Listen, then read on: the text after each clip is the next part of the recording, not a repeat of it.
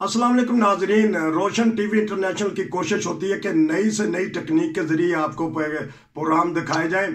आज हम एक नई टेक्निक के साथ प्रोग्राम करेंगे। यूके से हमारे साथ है राना अब्दुल रज़ाक साहब, वो भी वीडियो लिंक पे होंगे। वो मेरी दाईं तरफ में वो आप दिखाई देंगे, बैठे इस वक्त यूके में हैं। और मेरे बहुत ही प्यारे दोस्त जो से हैं, हमारे ब्यूरो चीफ भी हैं, बड़ी बड़ी प्यारी खबरें देते हैं। यूनस जमाली बलोच साहब वो भी प्रोग्राम में शामिल होंगे इंशाल्लाह। नेक्स्ट टाइम वो भी वीडियो में होंगे। आज वो वीडियो ऑडियो पे हैं। नाज़रीन, दो तीन बातों पे हम बात करेंगे। सबसे पहले कि आज एक तारीखी दिन है। डॉक्टर अब्दुल सलाम साहब जो नोबल इनाम याफ्ता हैं, उनकी जो तारीख पैदाइश है उसके ऊपर थोड़ी सी बात करेंगे कि पाकिस्तान की हुकूमत की बेहसी। और उसके बाद एक सेमिनार हो रहा है इस्लामाबाद में, बादशाह खां जो अदम तशद्दुद के प्रचार करते रहे, उनके ऊपर बात करेंगे। और मेरी जो सियासी मुल्की हालात पे या जो भी बात हुई उसके ऊपर करेंगे। मैं सबसे पहले दावत दूंगा और सवाल करूंगा। मैं चलता हूं यूके। राना अब्दुल रज़ाक साहब जी, अस्सलाम वालेकुम।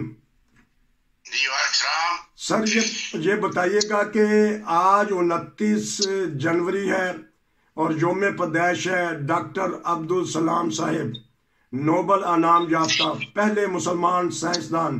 बताइएगा इस बारे में और पाकिस्तान की हुकूमत के बारे में बताइएगा। 3-4 मिनट में जवाब दीजिएगा, फिर मैं जमाली साहब के पास चलूंगा। जी डॉक्टर अब्दुल सलाम साहब का आज यौम पैदाइश है, जिन्होंने नोबल इनाम लिया अपनी थ्योरी में, जिसको सारी दुनिया में सराहा जाता है और सराहा गया है। उन्होंने एक कॉलेज खोला साइंस मतलब तरक्की पजीर ममालिक के स्टूडेंट्स के लिए, जहाँ से लाखों लोग आज तक साइंस का आलूम बाकी आलूम में आलूम हासिल कर चुके हैं और कर रहे हैं। खासकर पाकिस्तान के हजारों नौजवान वहाँ से इटली के इस कॉलेज से, जिसका नाम अब अब्दुल सलाम कॉलेज रख दिया गया, यूनिवर्सिटी रख दिया गया है, उससे आलूम हासिल करते हैं साइंस आलूम।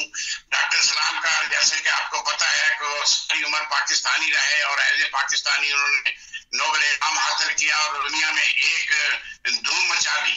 मगर पाकिस्तान के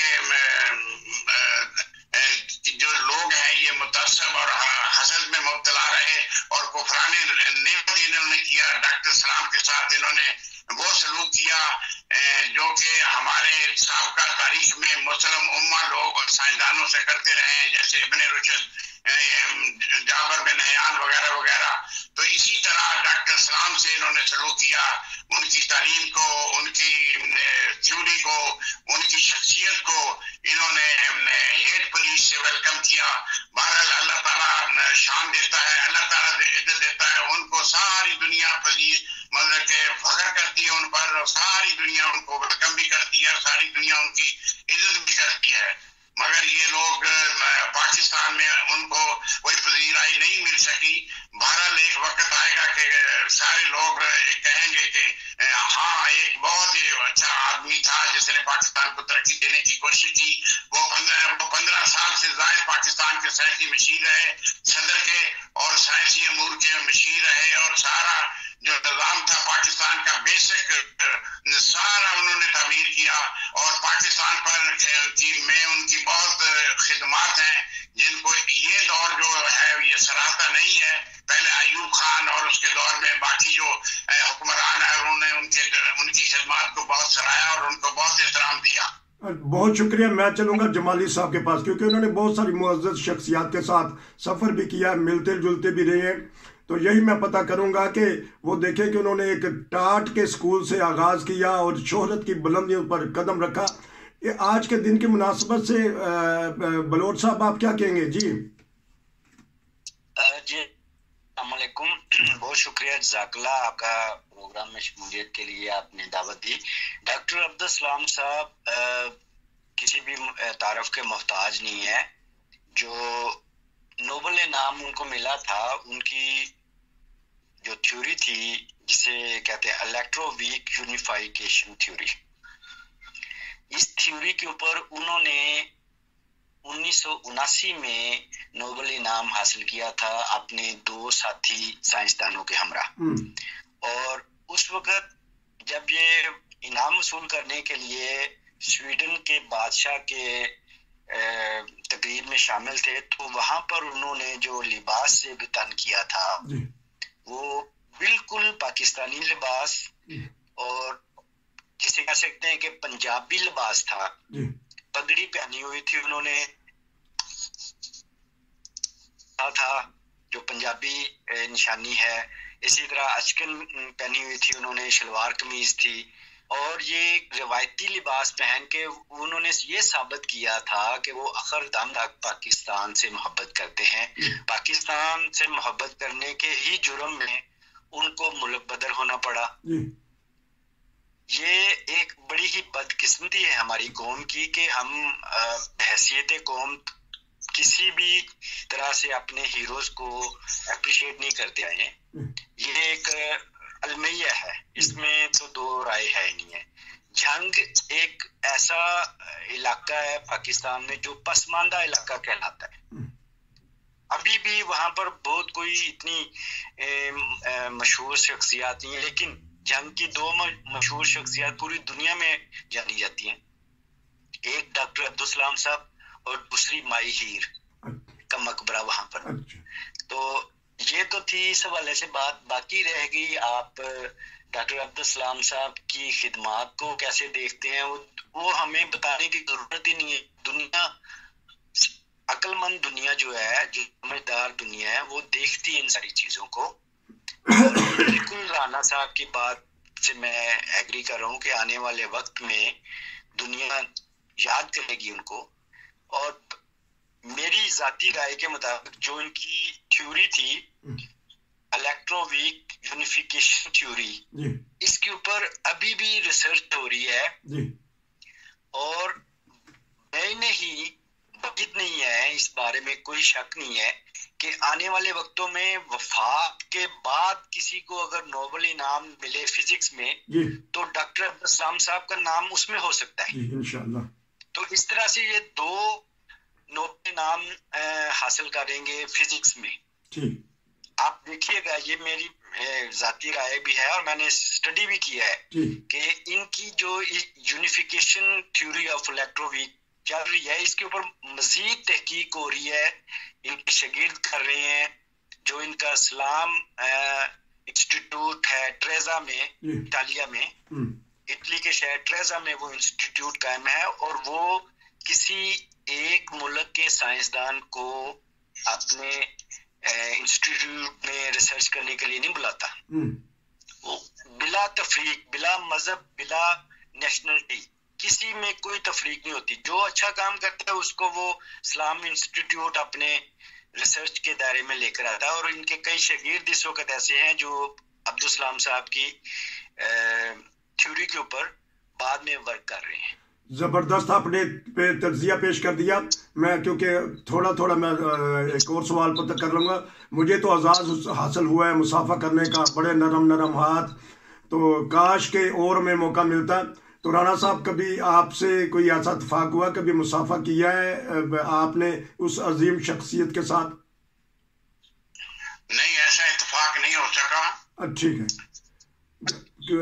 میں یہ بتاتا چلوں نصیر صاحب آپ کو، خاکسار کو ایک زمانے میں ڈاکٹر عبدالسلام صاحب کے ساتھ بیٹھنے کا اور ان سے مصافحہ کرنے کا اعزاز حاصل ہے، جس کو میں آج تک یاد کرتا ہوں. اس کی میں دو باتیں، میں بڑی اہم باتیں آپ کو بتا رہا ہوں. یہ سننے والے لوگوں کو مزہ آئے گا اس میں کہ جب ڈاکٹر عبدالسلام صاحب سے میری ملاقات ہوئی تھی تو وہ جرمنی کا شہر تھا ڈیٹسباخ. اچھا. اور وہاں پر ایک تقریب ہو رہی تھی، ایک 100 سالہ تقریب ہو رہی تھی. اس میں ڈاکٹر عبدالسلام صاحب آئے اور مجھے یہ اعزاز ہوا کہ ان کو کرسی پیش کر سکوں. اچھا، ماشاءاللہ. اتفاق سے ان دنوں میں نے عربی لباس پہنا ہوا تھا اور میں عرب کے نمائندے کے طور پر اس پروگرام میں شامل ہوا تھا. اچھا. بہت سارے لوگوں نے وہ پروگرام اگر دیکھا ہوگا، یہ 1999 کی بات ہے. جی.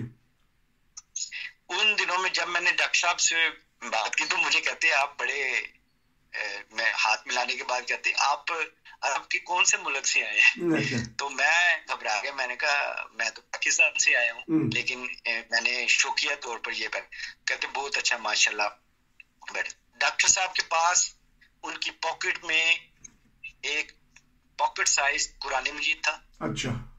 اور وہ وہاں پر بیٹھ کے اس کی وہ مطلب اس کو دیکھ رہے تھے, پڑھ رہے تھے. اچھا. اور ہر وقت وہ ڈاکٹر صاحب نے بتایا کہ ان کے پاس ہر وقت ہوتا ہے. اچھا. اٹھتے بیٹھتے وہ اپنے فارغ وقت میں قرآن مجید کو اسٹڈی کرتے ہوتے تھے. بہت شکریہ, بڑا زبردست آپ نے محبت قرآن پاک کا ذکر کیا. یہ کتابیں بھری پڑی ہیں ناظرین. اب تو پاکستانی میڈیا بھی کچھ نہ کچھ کہتا رہا ہے کسی زمانے میں. میں رانا صاحب کے پاس چلوں گا. یہ صفدر ہے, کیپٹن صفدر, اس کو کیا ابال آتا ہے کہ نام رکھا ہوا ہے ایک یونیورسٹی کے ایک حصے کا, ڈاکٹر عبدالسلام. ان کو پتہ نہیں کیا چیز سوچتی ہے, وہ اسی کے اوپر تقریر کرنا چھوڑ جاتے ہیں. یہ کب تک ہمارے اندر یہ عدم برداشت یا تعصب رہے گا؟ ہماری پاکستانی قوم یا ہمارے پاکستانی سیاستدان کب سمجھ جائے گی کہ ایک عظیم شخصیت کے نام پر ایک رکھا گیا ہے ریسرچ کا نام, یا جو بھی جانتے ہیں لوگ. تو بتائیے گا اس بارے میں کہ ہماری قوم کو کیا ہو جاتا ہے. ہماری قوم جو ہے یہ ناشکری ہے خدا تعالیٰ کی, اور ناشکری قوموں پر یقیناً جب خدا تعالیٰ کا عذاب آتا ہے تو قوم کے جو لوگ ہیں وہ ایسا ہی کرتے ہیں. یہ ناشکری ہے پاکستان کی بھی, ڈاکٹر عبدالسلام کی بھی, اور خدا کی بھی, اور اس کے رسول کی بھی. یہ قوم خراب ہو چکی ہے. 75 سال میں یہ پستی کی طرف جا رہی ہے, ترقی کی بجائے. اگر ان میں ایمان ہوتا, ان میں اسلام ہوتا, اگر قرآن ہوتا تو یہ خدا رفتوں کی طرف جاتی, مگر یہ تنزلی کی طرف جا رہی ہے یہ قوم. اور اس کے لیڈر بھی اسی طرح بد کردار ہو کر, اور یہ نشان بن رہے ہیں لوگوں کے لیے. اور یہ ان لوگوں کو اویئرنیس نہیں ہے, ان لوگوں کو ادراک نہیں ہے, ان لوگوں کو کسی چیز کا معلوم نہیں ہے. اس طرح یہ اللہ تعالیٰ کی نعمتوں کے مکفر ہیں یہ لوگ. یہ لوگ تو ہیں بالکل. اچھا, اب میں ایک اور سوال کر لوں کیونکہ ٹائم رہتا ہے 5-7 منٹ. یہ ایک ایسا حصہ ہے میں کرنی بات ہے سرحدی گاندھی عبدالغفار خان صاحب, جو باچا خان کے نام سے مشہور تھے. ان کے نام پہ آج کل سیمینار ہو رہا ہے اسلام آباد میں, پاکستان میں پہلی دفعہ. میں پتہ کروں گا کہ وہ جو سا عدم تشدد پہ جاری رہے, لیکن انہوں نے پسند نہیں کیا دفن ہونا پاکستان میں. میں رانا صاحب سے تھوڑا سا ان کے بارے میں پتہ کروں گا, پھر کچھ ہم پتہ کریں گے بلوچ صاحب سے. جی رانا صاحب بتائیے گا عبدالغفار صاحب کے بارے میں, خان عبدالغفار خان. جی خان عبدالغفار خان جو سرحدی گاندھی کے نام سے مشہور تھے, وہ اکھنڈ بھارت کے نمائندے تھے, کانگریس کے ممبر تھے, اور کانگریس کے جھنڈے کو لے کر ان کے ساتھ چلتے رہے, اور عدم تشدد کے پرچارک بھی تھے. ان کی تنظیم بہت اچھی تھی اور انہوں نے کام کیا ہے. مگر جب پاکستان بن چکا تو انہوں نے اس بات سے ان بات کو ختم کر دیا تھا کہ ہم پاکستان اب بن گیا ہے, ہم پاکستان کے حامی ہوں گے, پاکستان کی ترقی کے لیے کام کریں گے. جو پچھلا باب تھا ہمارا جدوجہد کا وہ ختم ہو چکا, پاکستان بن چکا, ہم اب پاکستان کے ساتھ ہیں. بے شک وہ پاکستان کے سیاستدانوں کے ساتھ بعض اوقات اختلاف کرتے تھے, اور یہاں دفن ہونا بھی انہوں نے پسند نہیں کیا. یہ ان کی اپنی مرضی کی بات ہے, مگر وہ ایک اچھے انسان تھے اور عدم تشدد کے پرچارک تھے. یہ بڑی اچھی بات تھی ان کی جماعت کی. اور اکھنڈ بھارت کے وہ اس لیے پرچارک تھے کہ وہ چاہتے تھے کہ یہ بھارت تقسیم نہ ہو. تو اس طرح وہ اس نظریے پہ کانگریس میں چلتے رہے. ہم اس بارے میں کیا کہہ سکتے ہیں, مگر وہ پاکستان کے حامی تھے. جب پاکستان بن گیا تو اس کے بعد پاکستان کی حمایت کی ہے, انہوں نے کی ہے, ان کی پارٹی نے کی ہے, اور اب تک کر رہی ہے. میں چلتا ہوں بلوچ صاحب کے پاس. محبت کا پیغام وہ دیتے رہے ہیں, کچھ کریڈٹ دینا چاہتے ہیں یا پاکستانی حکومت کو اب کس طرح دیکھ رہے ہیں کہ اسلام آباد جو جناح حال ہے اس میں اس سیمینار کو رکھا گیا ہے, بہت سارے سیاستدان مفکر اس میں باتیں کر رہے ہیں. کچھ پیار و محبت کے بارے میں ان کی کچھ یاد آتی ہے تو بتائیے گا. جی خان عبدالغفار خان بیسیکلی وہ پشتون تھے اور افغانستان سے ان کا تعلق تھا, اور وہ ان کو ایک دوسرا لقب بھی دیا جاتا ہے. ایک تو سرحدی گاندھی کے طور پر جانا جاتا ہے, اس کے علاوہ ان کو فخر پشتون بھی مانا جاتا ہے. اچھا. فخر افغانستان بھی ان کو مانا جاتا ہے. تو وہ جہاں پر تدفین ہوئے، یہ دراصل پشتون کی اگر آپ ہسٹری دیکھیں نا تو یہ اپنے ملک سے، اپنی جائے پیدائش سے بہت عشق کی حد تک محبت کرتے ہیں. جی. یہ نہیں پسند کرتے کہ کسی اور جگہ پہ ان کی تدفین کی جائے. جی. تو اگر وہ افغانستان کے علاقے میں مدفون ہوئے ہیں تو اس میں کوئی مذائقہ تو نہیں ہے. پہلی بات، اگر وہ پاکستان میں دفن بھی ہو جاتے تو پاکستان والے تو قبریں اکھاڑنے والی قوم ہے. جی جی.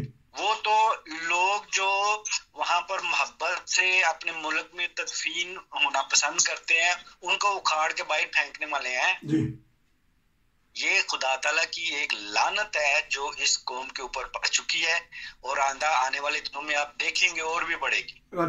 اچھا، اس طرح ہے کہ وقت ہو گیا ہے ناظرین. آخر میں وہی بات کہ ایک شخصیت کہتی ہے کہ میں نے افغانستان میں مدفون ہونا ہے. ایک شخصیت ڈاکٹر عبدالسلام جو وفات پاتے ہیں بیرون ملک، انہوں نے کہا کہ مجھے یہی اعزاز حاصل ہے کہ میں پاکستانی ہوں، مجھے پاکستانی نیشنلٹی ہے، مجھے پاکستان میں مدفون کیا جائے. لیکن ان کی جو لکھا گیا تھا کہ اس پہلے مسلمان سائنسدان جنہوں نے فزکس کا نام لیا، لیکن جبر کی حکومت نے ان کے آگے سے مسلمان کا نام کاٹ دیا. جس طرح ہمارے بلوچ صاحب کہہ رہے تھے کہ ہمارے جو زندہ ہیں ان کی قدر بھی نہیں کی جاتی، ہمارے فوت شدگان کی بھی قدر نہیں کی جاتی.